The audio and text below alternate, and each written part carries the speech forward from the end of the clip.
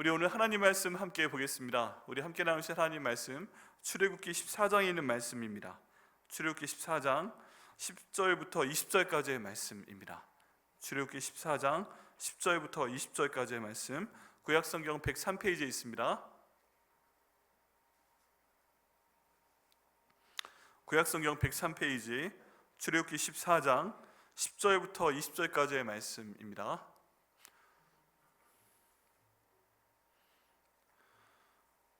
네, 우리 내용을요 좀 길지만 천천히 제 목소리 따르셔서 천천히 함께 읽도록 하겠습니다. 시작. 바로가 가까이 올 때에 이스라엘 자손이 눈을 들어 본즉 애굽 사람들이 자기를 뒤에 이른지라. 이스라엘 자손이 심히 두려워하여 여호와께 부르짖고 그들이 또 모세에게 이르되 애굽에 매장지가 없어서 당신이 우리를 이끌어내어 이 광야에서 죽게 하느냐? 어찌하여 당신이 우리를 애굽에서 이끌어내어 우리에게 이같이 하느냐? 우리가 애굽에서 당신에게 이른 말이 이것이 아니냐? 이르기를 우리를 내버려 두라. 우리가 애굽 사람을 섬길 것이라 하지 아니하더냐? 애굽 사람을 섬기는 것이 광야에서 죽는 것보다 낫겠노라. 모세가 백성에게 이르되 너희는 두려워하지 말고 가만히 서서 여호와께서 오늘 너희를 위하여 행하시는 구원을 보라. 너희가 오늘 본 애굽 사람을 영원히 다시 보지 아니하리라. 여호와께서 너희를 위하여 싸우시리니 너희는 가만히 있을지니라. 여호와께서 모세에게 이르시되 너는 어찌하여 내게 부르짖느냐? 이스라엘 자손에게 명령하여 앞으로 나아가게 하고 지팡이를 들고 손을 바다 위로 내밀어 이것이 갈라지게 하라. 이스라엘 자손이 바다 가운데서 마른 땅으로 행하리라. 내가 애굽 사람들의 마음을 완악하게 할 것인즉 그들이 그 뒤를 따라 들어갈 것이라.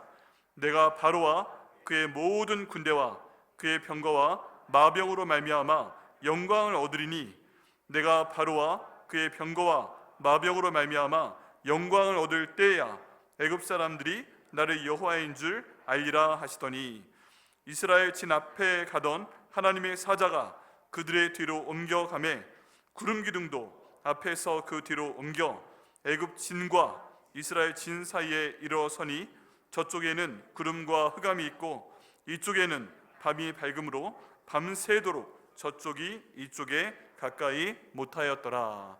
아멘. 말씀을 위해서 기도하시겠습니다. 하나님 아버지, 오늘 이 말씀을 저에게 주시니 감사합니다. 성령 충만한 이 시간 될 수 있도록 인도하여 주옵소서. 하나님 아버지, 저희가 성령 충만하여 찬양할 수 있도록 인도하심을 감사합니다. 이 시간 부족한 종 불러주셨사오니 지그릇 같은 종인데 아버지, 보석과 같은 하나님 말씀 전할 때 성령 충만케 하여 주옵소서. 하늘의 문을 열어 주옵소서. 하나님께서 이 말씀 성령 하나님의 능력 가운데 선포할 수 있도록 인도하여 주시되 종의 인간적인 모든 모습은 다 가리워 주옵소서.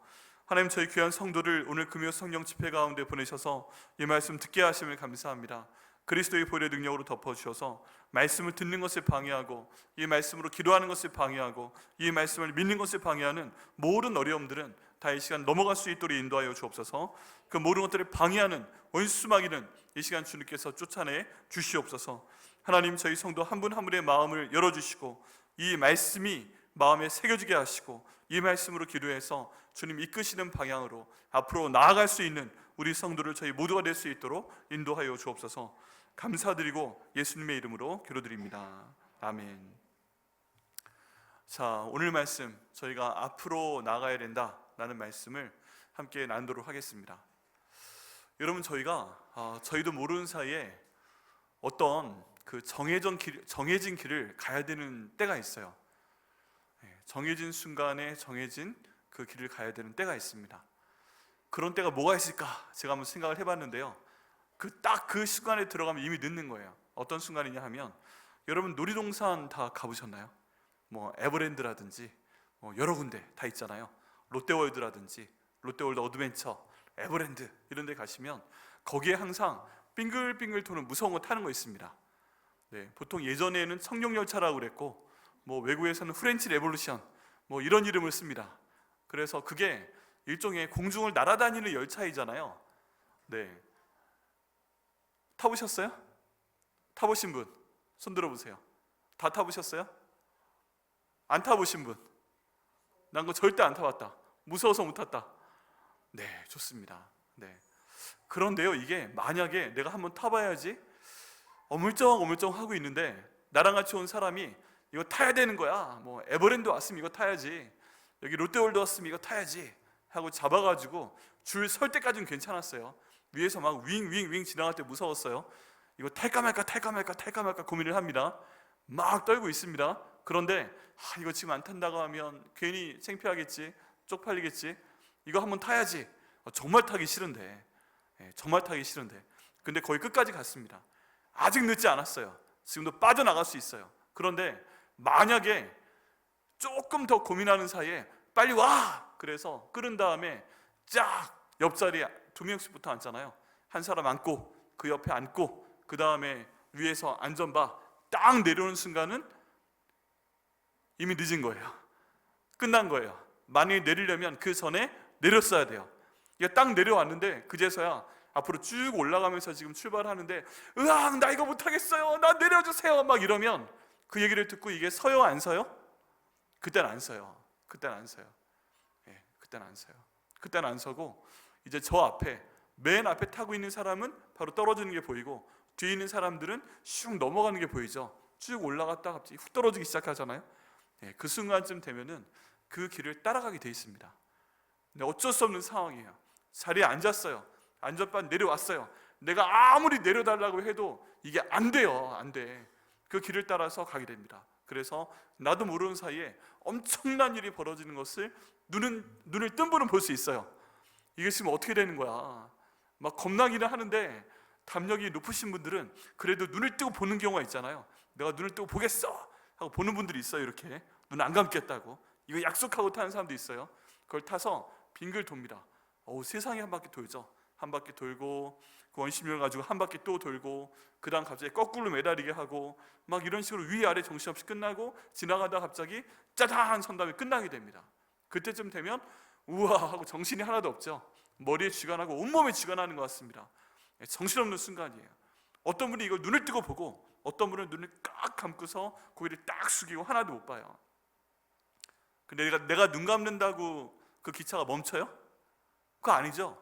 눈을 감아도 내가 보지 않아도 그 기차는 끝까지 가게 돼 있습니다. 그리고 그 정해진 순서에 따라 정해진 길에 따라 쫙 멈추게 됩니다. 그러면 우와 하고 끝나는 거예요. 그리고 우리 마음 가운데는 자부심이 막 새겨집니다. 어떤 분은 자부심, 어떤 분은 내가 다시는 이거 타지 않는다. 둘 중에 하나로 갈라지죠. 근데 웬만하면 이야 나도 이거 한번 타봤다, 다시는 안 타더라도 내가 한 번은 탔다 할 말이 있다. 그렇게 하고 그 길을 마치게 됩니다. 여러분, 저희 신앙 가운데도 가끔 이런 일이 있습니다. 이런 일이 있어요. 우리가 제대로 생각하지 못했던 길이고 그냥 흘러가는 것처럼 가요. 근데 어느 순간에 어떤 자리에 딱 앉게 되면 자리에 앉게 되고 안전바 딱 내려오고 하나님의 정하신 길이 시작이 되면 내가 거부해도 내가 이건 아니야 라고 거부하고 그때쯤 나 내려주세요 라고 얘기해도 갑자기 끝까지 훅 가야 되는 순간이 있어요. 그 방향은 하나님이 원하시는 방향으로 가는 거예요. 내가 아무리 거부해도 이때는 소용이 없어요. 내가 아무리 내리려고 해도 내릴 수가 없어요. 그냥 내가 뭐라고 하든 하나님은 그렇게 정하셨기 때문에 밀고 나가시는 경우가 있어요. 그런데 오늘 본문에 보면 그 길은 어디냐 하면 앞으로 가는 것입니다. 근데 이 순간이 너무나도 평안해.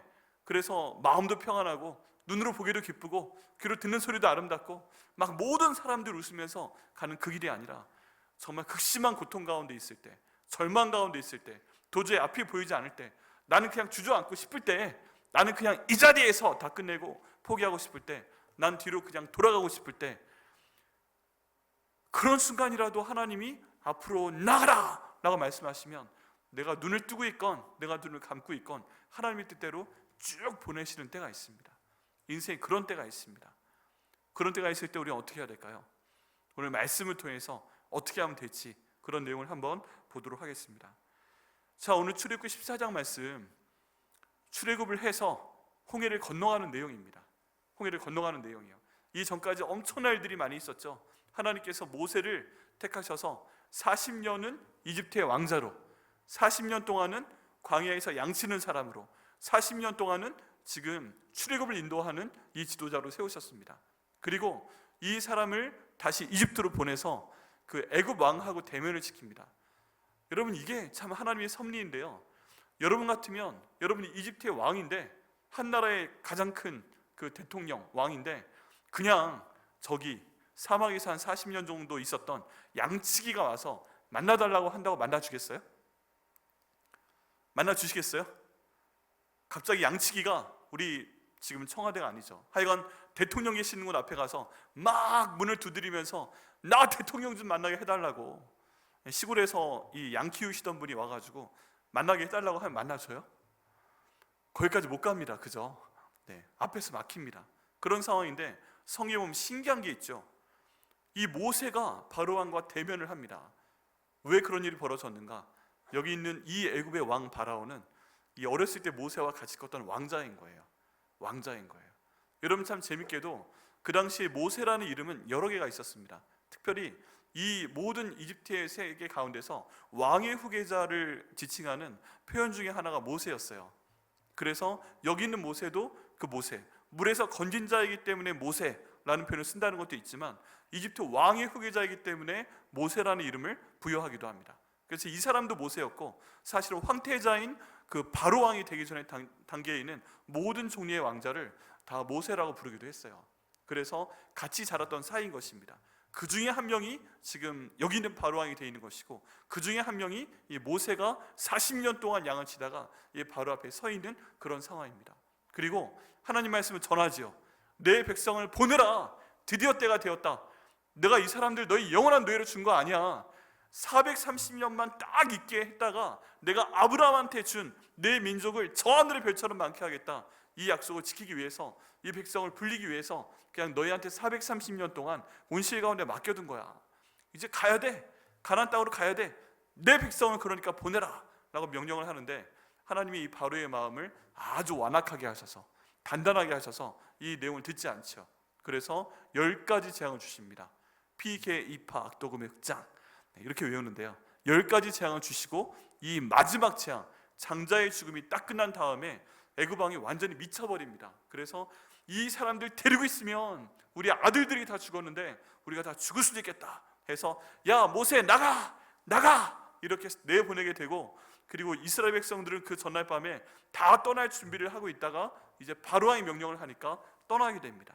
그래서 남자만 60만 명, 대략 200만 명이 되는 사람이 430년 동안 지냈던 이집트를 떠나서 지금 밖으로 나온 거예요. 엄청난 상황이죠. 여러분, 근데 430년 동안 한 나라에 산다는 건 이게 단순하지가 않습니다. 우리가 지금 아무리 요즘에 그 오래 사시는 분의 나이를 잡아도 100세 정도를 잡잖아요. 그럼 430년이 지나갔으면 우리가 100년을 한 세대로 치면 몇 세대가 지나간 거예요? 네. 내가 100살까지 살면 우리 아버지가 100살 세대죠. 200년. 그 다음 할아버지죠. 그 다음 증조 할아버지죠. 이게 100살까지 안 간다고 하면 우리 고조 할아버지까지 올라갑니다. 여러분, 우리 가운데 증조 할아버지 보신 분 계세요? 한 분 계시네요. 네, 한 분. 고조 할아버지 한 분도 안 계시죠? 지금 무슨 얘기냐 하면, 고조 할아버지 때 들어왔던 땅에서 그 다음 할아버지, 증조 할아버지 있고, 우리 할아버지 낳고, 우리 할아버지 내가 아장아장 걸어다닐 때 이미 할아버지셨는데, 그 할아버지 때를 지나서 우리 아버지 내 때까지 왔는데, 이 엄청난 시간 동안 한 나라에 살다가 지금 여기에서 나가야 된다는 거예요. 여러분, 이미 그 나라 가운데 자리 잡았고, 이름도 아마 이집트식으로 지었을 것이고, 언어도 다 이집트어 쓰고 있었을 것이고, 먹는 거, 마시는 거, 문화, 모든 것이 이집트식 그 생활 방식이었을 겁니다. 근데 지금 갑자기 모세가 와서 하나님이 인도하신다고 그러더니 10가지 재앙 빠바바바박 때려버리고, 이거 뭐야 하고 있는 사이에 갑자기 바로왕이 나가! 그러는 바람에 자기 집을 놓고 떠나야 되는 거예요. 여러분, 이거 얼마나 기가 막힌 상황입니까? 우리가 지금 이 시대 가운데서도 집을 한번 이사 가는 게 쉬운 일이 아니잖아요. 그렇지 않으세요? 집 한번 이사 가는 거 결코 쉽지 않습니다. 저희도 국제 이사를 해봤는데 크게 2번 해봤잖아요. 진짜 쉽지 않더라고요. 저랑 아내랑 짐 싸고 하면서 아주 진짜 온갖 고생을 다 했습니다. 마음고생도 하고 몸고생도 하고, 또 그러면서 저희 쓰고 있던 모든 것들, 여기에서도 그 가지고 있던 것들을 다 나눠주든지 팔든지 뭐 버리든지 셋 중에 하나 하고, 저희 여기 한국으로 다시 올 때도 나눠주든지 팔든지 여기에 좀 걸리는데요, 저희는 그거 팔면은 꽤 돈을 받을 줄 알았거든요. 근데 팔지 못하게 하더라고요. 야, 평소에 이웃 사촌 형제요 이러던 사람들이 돈을 딱딱 주고 안녕히 가십시오 하고서 딱딱 비싸게 살 줄 알았는데, 비행기표 사고 마지막 가는 순간까지 쓱 와서 한번 보고 이렇게, 예, 언제 가세요? 이제 내일 아침 가요. 아, 그러세요? 그럼 오늘 밤에 다시 올게요. 도저히 팔 시간이 없을 때까지 그렇게 해서 이웃도 뭐 이렇게 해가지고 다 나눠주게끔 하는 겁니다. 예, 그런 사람들 중에서 이제 정말 돈이 없어서 기숙사에 들어왔는데 살 돈이 없어서 침대도 없고 뭐 세탁기도 없고 이런 사람들도 있었어요. 그 친구들은 정말 돈이 없어 못 사는 거예요. 네. 근데 결국 저희의 짐이 마지막 순간까지 가다가 인도에서 온, 결혼한 지 2달인가 됐는데 혼자 먼저 유학 오고 내가 다 마련해 줄게, 당신 뒤에 와 하고 큰 소리 치고, 근데 돈은 하나도 없고 학교에서 방은 받았고 이랬던 인도 신학생한테 다 넘어갔어요. 아무것도 없대요. 그래가지고 다 가져가 이렇게 다 가져가게 하고, 심지어 화장실 변기 닦는 그 솔까지 제가 직접 갖다 주고 왔습니다. 거기까지.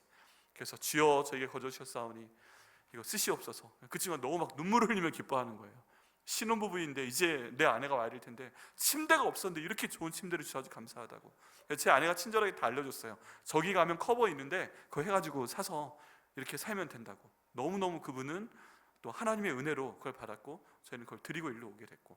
근데 어쨌든 이사하는 모든 순간은요, 마음도 힘들고 몸도 힘들고 그런 상황입니다. 그냥 불과 몇 년 살던 집을 떠나는 것도 그런데, 지금 여기 있는 사람들은 5세대에 거친 430년 동안 있었던 그 곳을 떠나야 되는 거예요. 누구의 말씀 때문에? 하나님 말씀 때문에. 이 사람들이 떠나는 시기를 결정한 게 아니라 하나님이 결정하신 겁니다. 그리고 하나님께서 모세를 보내서 나가라 말씀하시니까 모든 사람들이 당황합니다. 지금 사람들은 나일 강물이 피로 변했네? 나일 강에서 개구리가 올라네? 갑자기 뭐 쌀겨가 변하더니 이가 되네? 갑자기 그 이가 파리가 막 날아다니면서 보이네? 갑자기 이스라엘 사람들 말고 애굽 사람들의 몸 가운데 악창, 독종이 막 나오네? 그 다음에 그거 끝난 다음에 하늘에서 우박이 내리네? 우박이 내리고 나니까 그 우박에 살아남은 그 고기들을 메뚜기가 와서 먹어치워버리네? 그 다음 그거 끝난 다음에 갑자기 온 하늘이 까맣게 변해버리네? 그 다음에 장자가 죽어버리네? 이거 뭐지? 저게 나하고 관계가 있나? 이게 무슨 일이지? 하고 있는 사이에 이제 이때 떠날 거니까 준비해라. 옷 다 입고 어린 양을 잡아 먹어라.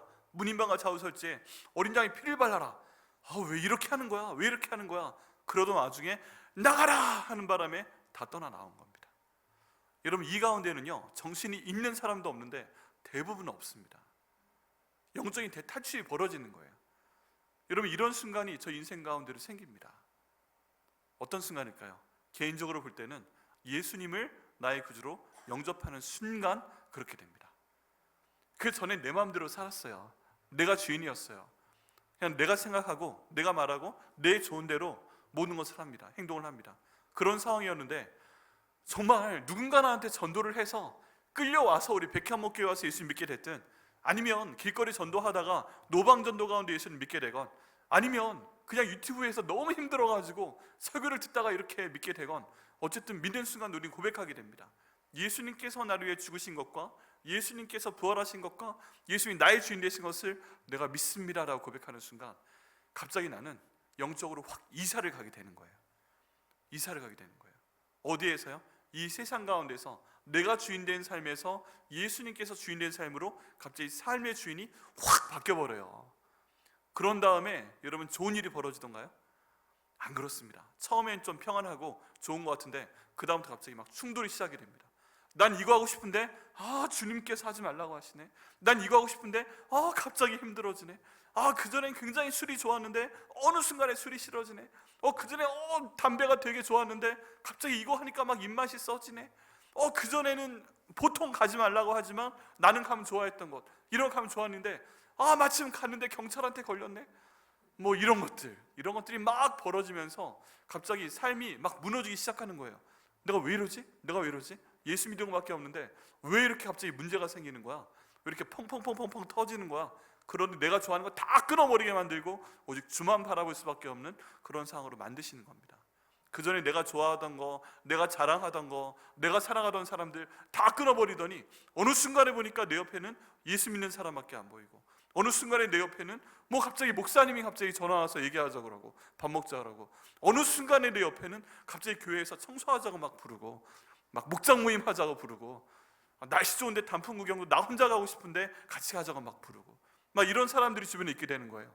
그러면서 이렇게 끌려와서 이게 뭐요 하면서 이렇게 다니게 됩니다. 이런 엄청난 변화 가운데 사람들은 어떤 반응을 보일까요? 대부분의 경우에는요, 원망하고 싫어하고 예전으로 돌아가고 싶어 합니다. 그리고 때로는 우리한테 복음 전한 사람에 대해서 원망을 하기도 합니다. 그렇지 않으신가요? 충격적으로 예수님 만나는 경우가 있어요. 그냥 가짜로 만나게 되면, 믿는 척하게 되면 변화가 없는데, 진짜 믿게 되면 그 다음부터 내 삶의 기반이 달라졌기 때문에, 내 삶의 주인이 달라졌기 때문에 엄청난 변화가 일어나는 것입니다. 이게요, 또 우리 교회도 그럴 수 있어요. 우리 교회도 그동안 계속 지내왔던 방향성이 있습니다. 그런데 어느 순간에 하나님께서 우리 교회를 위해서 이제 뭔가를 작정하시고 일을 시작하시게 되잖아요. 그럼 그 다음 일은 사람이 하는 것이 아니라 하나님이 갑자기 하시는 걸 믿으십니까?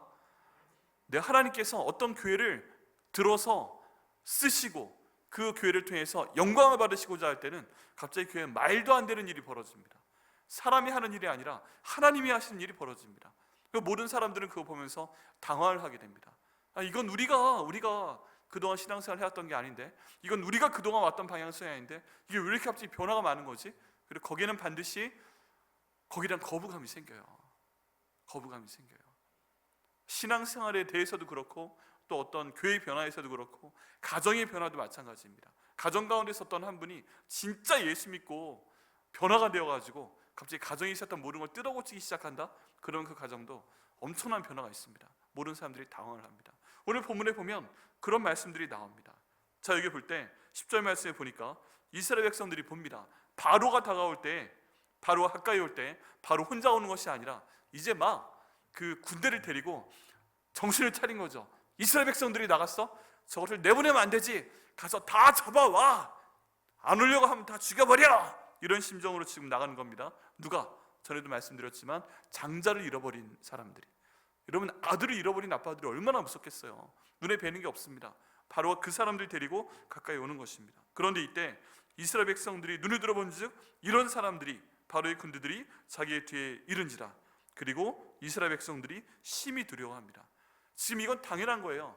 빠져나왔잖아요. 하나님의 능력 가운데 빠져나왔잖아요. 그러면 너무 감사해서 계속 가야 되잖아요. 근데 이 사람들이 다가오는 것을 보면서 마음에 두려움이 찾아왔어요. 내가 왜 빠져나왔지? 이게 어떻게 된 거지? 그러면서 여호와께 부르짖습니다. 부르짖는데 좋은 얘기를 부르짖는 게 아니라, 하나님, 우리 왜 저기에서 나오라고 그래가지고, 우리 잘 살고 있었는데, 우린 잘 살았어, 우린 평안했어, 우린 노예가 좋았어, 하나님 왜 이러신 거예요? 여호와께 부르짖고, 또 11절에 모세에게 이르시되 애굽에 매장지가 없어서 당신이 우리를 이끌어내어 이 광야에서 죽게 하느냐? 어찌하여 당신이 우리를 애굽에서 이끌어내어 우리에게 이같이 하느냐라고 얘기합니다. 여러분, 근데 이 논리가 이해가 되세요? 모세가 언제 그 사람들한테 여기 애굽에서 너희가 주면 안 되니까 광야에서 죽게 하려고 내가 당신들 데리고 나갈 거야, 이런 말을 한 적이 있어요? 모세는 없어요. 이런 얘기가 나오기 전까지도 없었어요. 근데 막상 어려운 일이 딱 닥치니까 예상하지 못했던 얘기를 해서, 얘기를 들었던 모세가 얼마나 큰 충격을 받았을까. 아니, 지금 하나님이 보내셔가지고 나는 뭐 지금 편한 줄 알아? 지금 이렇게 하면서 막 쓰임받고 이제 드디어 데리고 나왔는데, 기껏 하나님께서 딱 데리고 나오게 하셨더니 너 광야에서 우리 죽이려고 하는 거 아니야? 너 애굽에 무덤 없으니까 지금 바로 하고 짠 거 아니야? 너 지금 왜 우리 데리고 나왔어? 이런 얘기를 여기 있는 사람들한테 욕으로 듣고 있다는 것입니다. 지금 이 사람들한테는요, 뒤에 죽음이 찾아오니까 앞에 하나님이 보여주셨던 그 10가지 재앙을 보고 놀랐던 마음, 이게 상관이 없어요. 상관이 없어요. 이거 어떻게 하지? 이거 어떻게 하지? 말도 안 되는 얘기를 하는데 모세가 할 말이 없는 거예요. 할 말이. 계속 얘기를 합니다. 12절에 우리가 애굽에서 당신에게 이른 말이 이것이 아니냐, 이르기를 우리를 내버려 두라, 우리가 애굽 사람을 섬길 것이라 하지 아니하더냐. 애굽 사람을 섬기는 것이 광야에서 죽는 것보다 낫다 라고 또 얘기를 합니다. 기껏 데리고 나왔더니 우리가 노예하겠다니까? 우리 살던 대로 내비둬. 우린 애굽 사람이야. 우린 노예야. 이 안 적는 게 좋아 라고 하면서 또 모세를 죽일 듯이 지금 죽일 듯이 이렇게 지금 몰아붙이고 있는 겁니다. 근데 지금 하나님의 방향성은 뭐예요? 지금 이 상황 가운데서 어려움에 처하니까 사람들이 막 울부짖으면서 말도 안 되는 말을 하면서 노예로 지날 거야, 광야에서 죽이려고 그랬지, 모세 네가 그런 작자였지, 막 이렇게 모세에게 뒤집어 쓰이고 있는 그런 상황인 거예요. 근데 전반적인 모든 상황이 사람들 보기에 혼란스럽지만 지금 하나님의 계획은 진행되고 있죠. 하나님의 계획은 먼저 약속하신 대로 430년 동안 딱 놓으시고 그 다음 이제 나올 때가 돼서 하나님이 내보내시는 거예요. 내보내시는 거예요. 이게 지금 하나님의 뜻인 거예요. 사람들이 아무리 뭐라 그래도 하나님의 뜻은 지금 진행 중인 거예요. 시작이 돼서 이제 나아가야 되는 거예요. 이런 상황 가운데서 모세가 대응을 합니다. 모세가 백성에게 이르되 너희는 두려워하지 말고 가만히 서서 여호와께서 오늘 너희를 위하여 행하시는 구원을 보라. 너희가 오늘 본 애굽 사람을 영원히 다시 보지 아니하리라 라고 선포합니다. 이 한 사람 한 사람의 말에 대응하는 것이 아니라 지금 모든 사람 가운데 딱 한 사람 모세만 하나님이 말씀하시는 게 이거다, 하나님은 이거 말씀하시는 거다 그러면서요, 이 사람들이 막 너 그런 얘기지, 너 우리 죽이려고 하는 거지, 우리 노예가 좋다니까 이거 하는데 거기 일일이 대응하지 않은 상태에서 모세는 하나님만 바라보고 하나님 말씀만 합니다. 그게 뭐예요? 하나님 말씀을 따르라. 두려워하지 말라. 가만히 서라. 여호와께서 오늘 너희를 위하여 행하시는 구원을 보라. 너희가 오늘 본 애굽 사람을 다시는 보지 못할 것이다. 14절에 여호와께서 너희를 위하여 싸우시리니 너희는 가만히 있어. 그냥 가만히 있어. 좀 말도 하지 말고 좀 가만히 있어. 하나님 인도하신 대로 좀 따라가봐. 너희를 더러 싸우래. 지금 돌아서서 가만히 좀 있어봐. 하나님이 인도하심 가운데 있다니까. 이렇게 모세가 얘기를 합니다. 그리고 나서 그 순간에 여호와 하나님께서 모세에게 말씀하셔서 모세가 옳다는 걸 말씀하십니다. 15절에 여호와께서 모세에게 이르시되 너는 어찌하여 내게 부르짖느냐, 이스라엘 자손에게 명령하여 앞으로 나아가게 하라 라고 말씀하십니다. 지금 이스라엘 모든 백성들은요, 여기까지 와서 벌써 후회를 합니다. 벌써 후회를 해요. 이들이 하는 말은 뭐예요? 우리가 아직 늦지 않았어. 돌아가자. 돌아가자. 지금 저렇게 있는 상황 가운데 있지만 우리 여기 광야에서 죽는 것보다 노예가 되는 게 낫겠으니까 차라리 모세를 잡아서 넘기고 우리 돌아가자 하는 방향인 것입니다. 여러분, 극단적인 변화에는 항상 이런 반응이 따르게 돼 있어요. 거부합니다. 부정합니다. 그리고 원래 있던 자리, 우리가 원래 하던 대로 돌아가자라고 합니다. 비록 우리 가운데 몇 명 죽어도 결국에 받아줄 거야. 다시 애굽으로 돌아가는 거야. 그게 우리한테 편했어 라고 얘기합니다. 근데 하나님께서 모세에게 직접 말씀하신 내용은 뭐예요? 뭐 하는 거야 지금? 뭐 하는 거야? 이 사람들에게 명령을 하라. 뭐라고 명령하는 거예요? 명령하여 앞으로 나아가게 하고 라고 말씀하고 계십니다. 여러분, 지금 빠져나온 이스라엘 백성들이 하나님 인도하심 따라 앞으로 나아가고 있는데 뒤에서 애굽 왕의 군대가 쫓아오니까 지금 이스라엘 백성들은 하나님이 나아가게 하는 방향의 반대 방향으로 돌아가자, 돌아가자, 돌아가자, 돌아가자, 익숙한 걸로 돌아가자 이러고 있고요. 하나님이 다시 한번 말씀하셔서 뭐 하는 거야? 명령해서 앞으로 나아가게 하라 라고 말씀하시고 모세는 그 얘기를 다시 한번 대언합니다. 여러분, 여기에서요, 일종의 정면 충돌이 벌어지는 게 보이십니까? 모세가 말하는 것과 나머지 200만 명의 사람들 중에서 내향성인데 가만히 있고 외향성 절반 정도 100만 명만 돌아가자, 돌아가자, 돌아가자, 우리 편하던 대로, 난 노예하는 게 좋아, 돌아가자 이러고 있는데 모세 한 사람만 하나님의 방향성을 파악하고 하나님의 명령을 따라서 앞으로 나가라 라고 말하고 있는데, 앞으로 나가라 라고 말하는 거기는 지금 뭐가 있어요? 홍해가 있는 거예요. 죽으러 가라는 것 같아요. 그런데 지금 하나님께서는 그 너머를 보고 계세요. 이미 하나님께서는 홍해를 갈라주신 그 이상, 그 이유를 보고 계시고, 또 모세도 그걸 믿고 나아가고 있고, 못 보고 있는 사람들은 누구예요? 여기는 이스라엘 백성들이 못 보고 있는 것입니다. 하나님께서 앞으로 나아가라 라고 말씀하실 때는 앞에 홍해 있는 거 알지만 그쪽으로 나아가라고 말씀하시는 거예요. 그리고 그 다음에 너희가 물을 길어날라 퍼 이런 식으로 말씀하시는 게 아니라, 그 다음 하나님 말씀하시는 것은 이 홍해까지 내가 어떻게 하겠다 라고 말씀하시고, 너희는 그냥 가만히 있어. 됐어. 내가 너희한테 뭐 시켰어? 가만히 있어. 그럼 내가 할 거야 라고 하나님 말씀하시고, 나머지 모든 것들을 하십니다. 그게 뭐예요? 모세한테도 뭐 시킨 거 없어요. 모세한테 한 건 딱 한 가지예요. 너는 네가 양치기 할 때부터 가지고 있던 그 지팡이를 저 홍해를 향해서 그냥 펴라, 이것만 말씀하셨어요. 그리고 모세가 피니까 밤새 동풍이 불어서 바닷물이 밀려갑니다. 그리고 땅이 마른 땅이 됩니다. 여러분, 너무 놀라운 게 뭐냐면, 지금 그 이스라엘 백성들이 홍해 중에서도 홍해가 여러 바다 지형이 있을 거 아니에요. 여러 바다 지형이 있는데 이스라엘 백성들이 이 지형으로 건넜을 거다라고 예상하는 지역이 있습니다. 거기는 바닷속 지형이요, 딴 데는 산도 있고 이렇게 계곡도 있고 울퉁불퉁한데 그 지역만 평평한 땅이에요. 지금도 그래요. 그것 때문에 학자들은 이스라엘 백성들이 아마 이쪽으로 건너갔을 수밖에 없다라고 얘기를 합니다. 벌써 몇천 년 전에 얘기는 하지만 바닷속에 마치 고속도로가 나 있는 것처럼 여기에서 여기까지는 평평하게 뚫렸네? 그런 땅이 지금 있다니까요. 여기를 하나님께서 갈라주시고 여기를 지나가게 하시고, 그 땅은 심지어 말려놓으시고 지나가게 하셨다는 것입니다. 하나님의 방향성대로 가니까 지금 당장 눈에 보이기에는 홍해밖에 보이지 않아요. 잘못한 것 같아요. 돌아가야 될 것 같아요. 그런데 그럼에도 불구하고 하나님께서 말씀하신 그 명령 의지하면서 앞으로 가라! 라는 명령에 따라 앞으로 가니까 하나님께서 그 앞에 있는 홍해를 갈라주시는 것을 보게 됩니다. 여러분, 저희도 비슷해요. 우리 모든 상황이 왠지 주님 믿는 믿음의 방향으로 가면 안 될 것 같아요. 내가 기도한 거 이루신다는 걸 믿고 갑자기 막 도전하면 안 될 것 같아요. 다른 사람들은 미쳤다고 할 것 같아요. 근데 그럼에도 불구하고 하나님 말씀하신 게 이쪽이 맞다 라고 말씀하시고 그쪽으로 가라 라고 말씀하시면 저희가 순종해야 될 줄 믿습니다.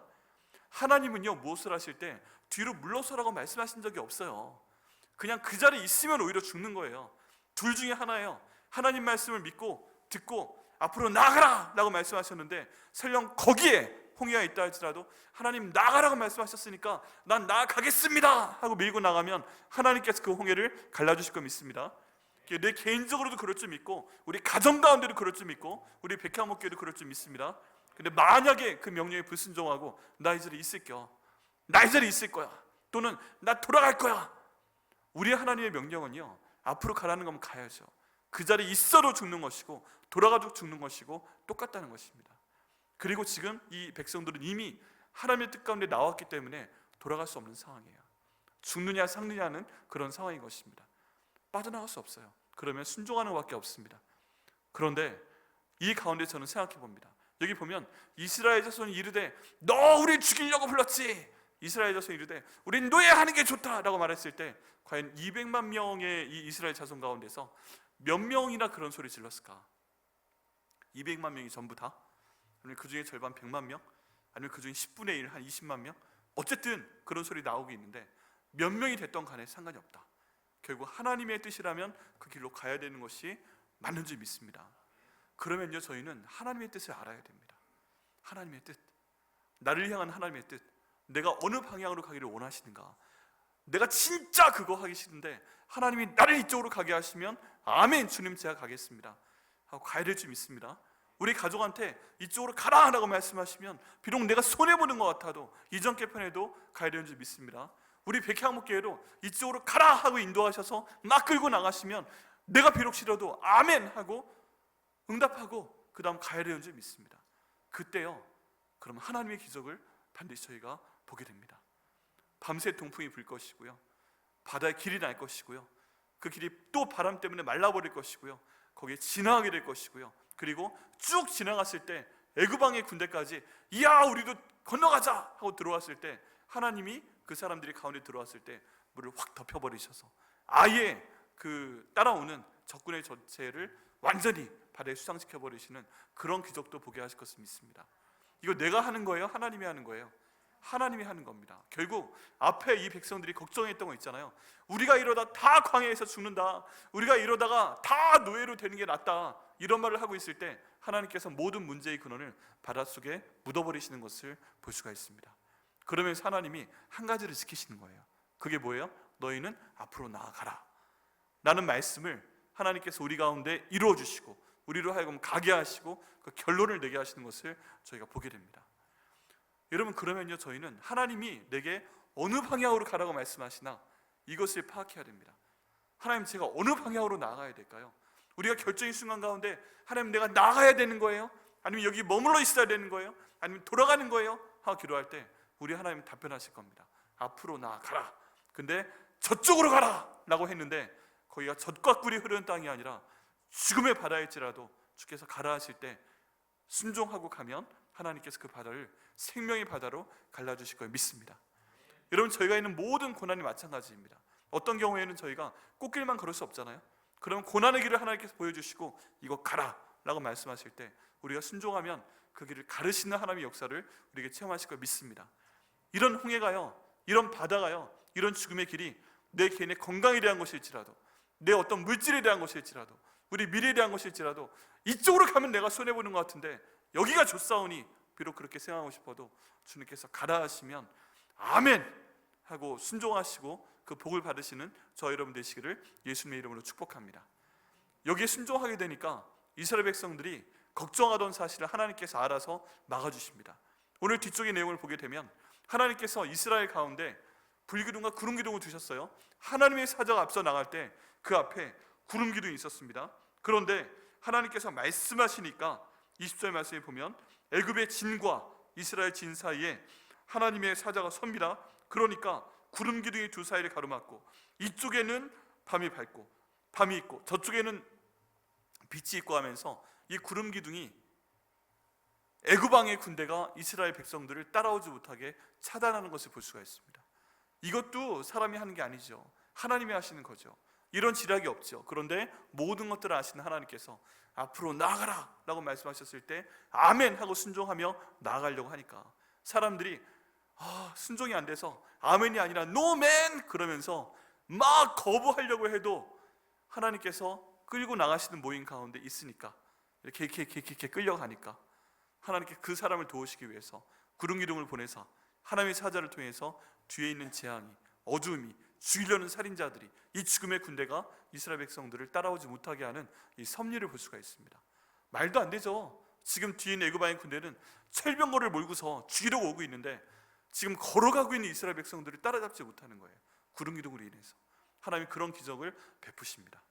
앞으로 나가라 말씀하시니까 바다를 열어주시고 뒤는 구름기둥을 막으셔서 모든 위기가 가까이 다가오지 못하게 하시는 그 하나님의 섭리, 그게 바로 지금 우리가 기대하고 있는 섭리이고 우리가 하나님 말씀에 순종할 때 우리가 보기를 원하는 그런 기적인 것을 믿습니다. 여러분, 저희 삶 가운데 여러 가지 기적이 있었을 겁니다. 여러분 아마 삶 가운데 10가지 재앙 같은 기적 많이 보셨을 거예요. 그런데 그런 기적이 내 믿음을 바꾸지 못해요. 기적에 의지하지 마세요. 받은 복이긴 하지만 그런 한 번, 두 번이 있었던 기적이 내 믿음을 완전히 바꾸지는 못합니다. 중요한 것은 뭐다? 그런 기적은요 사라집니다. 부인합니다. 예수님과 함께 했던 12명의 제자들이 예수님 십자가에 달려 돌아가실 때 3년 반 동안 매일같이 경험했던 것이 기적이었는데 막상 예수님 돌아가실 때 다 배신하고 떠났잖아요. 기적은 나를 바꾸지 못합니다. 근데 한 가지는 바꿉니다. 그게 뭐냐면 하나님 말씀을 알고 그 말씀에 순종하는 것입니다. 여러분, 지금 하나님께서는 우리 개인에게, 우리 가족에게, 백향목교회에게 어떤 방향을 지정하시되 앞으로 나아가라 라고 말씀하시는 줄 믿습니다. 그러면서 우리도 모르게 나 되게 싫은데 그렇게 끌려가면서 가는 게 있어요. 마치 강물 가운데 몸을 던졌는데 싫은데 이렇게 내가 밀려가는 것처럼 그런 영적인 흐름이, 그리고 하나님의 은혜의 흐름이 우리 개인과 가정과 교회 가운데 있는 줄 믿습니다. 이번 주일날 말씀 나눌 때 좀 더 이 말씀을 강조해서 선포하겠지만 특별히 이번 11월 달이 그런 줄 믿습니다. 하나님께서 저희 가운데, 특별히 교회 가운데 행하시는 기적의 역사가 있습니다.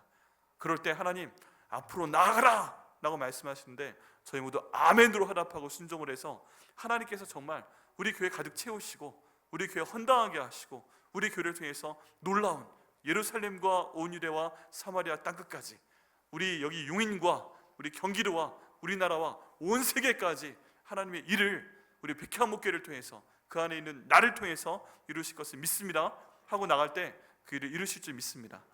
여러분, 이 흐름 가운데 있으시니까 우리 이 말씀의 제목 기억하셔야 됩니다. 지금 하나님이 한마디 하신 말씀이 뭐예요? 명령하신 게 뭐예요?